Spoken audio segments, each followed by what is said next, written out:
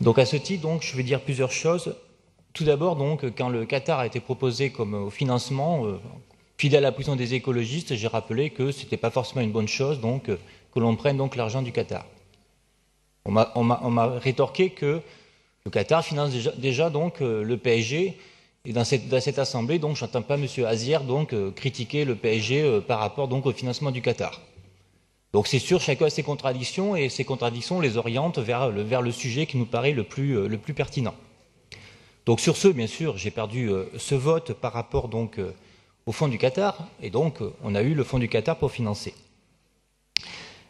Là, par rapport à ce qu'il vient de dire, il ne faut quand même pas faire un peu de géopolitique de la région. Donc on n'a pas de l'Arabie Saoudite, des Émirats Arabes Unis, du Qatar.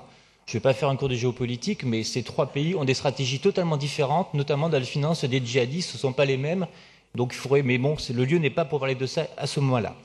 Ce que je parlais, c'est ce qu'il y a dans cette convention et la partie donc immergée de l'iceberg dont on ne parle pas. Première chose, à qui ont bénéficié ces 6 millions d'euros? Ces 6 millions d'euros ont bénéficié essentiellement des entreprises françaises.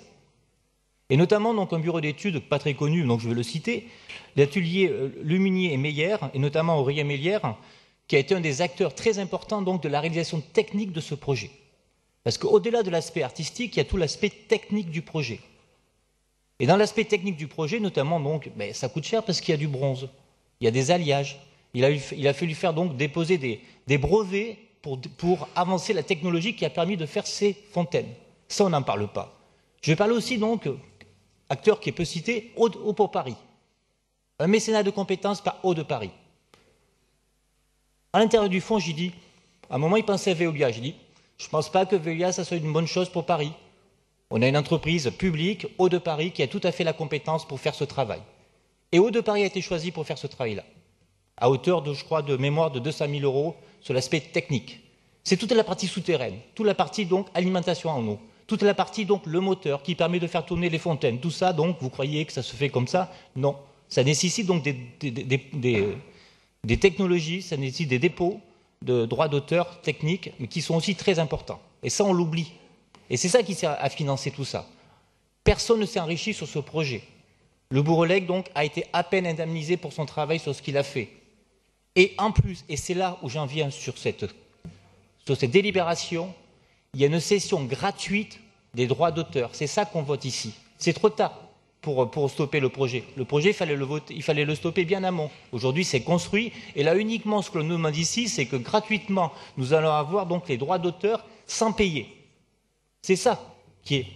Et ça, c'est très important pour la ville de Paris. C'est-à-dire que la ville de Paris va pouvoir bénéficier de quelque chose, bien sûr, qui a été financé par le Qatar, mais à titre gratuit.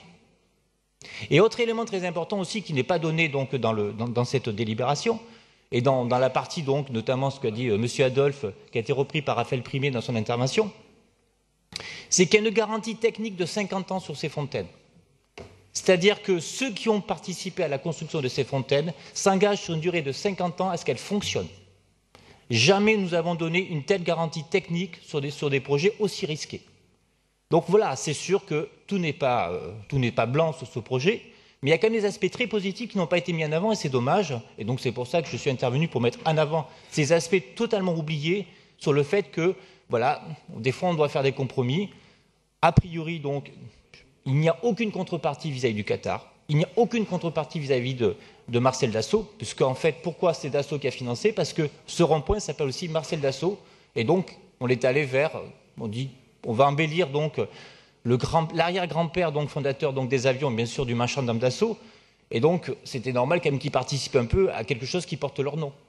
Voilà ce qui s'est passé réellement. Alors c'est sûr donc, ça fait partie des compromis qu'il faut faire à des moments. Est-ce que c'est la compromission? Je ne pense pas.